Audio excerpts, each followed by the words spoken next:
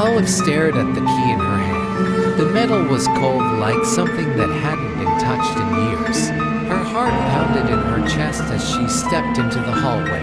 The school was empty.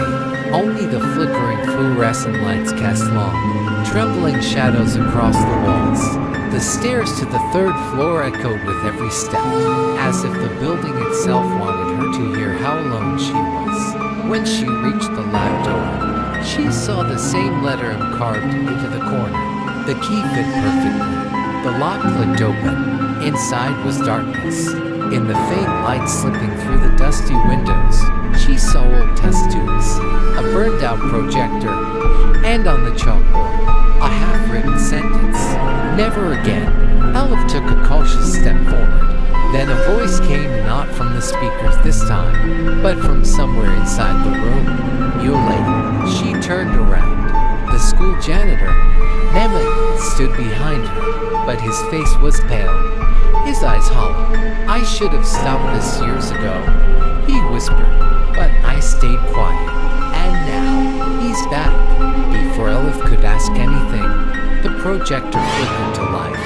A grainy video began playing, dated 1999. Students were laughing in the classroom. Among them was one face that stood out mirth. Olive's breath caught in her throat. He was the student who had disappeared 10 years ago.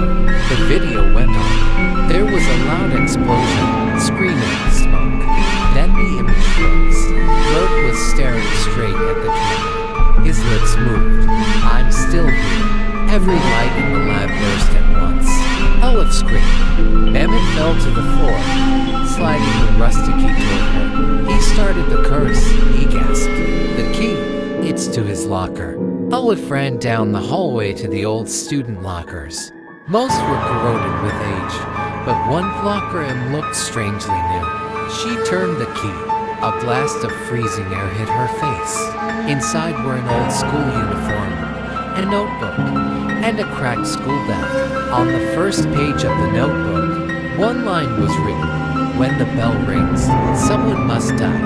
The bell rang, but this time, only Olive heard it. The corridors echoed, doors creaked.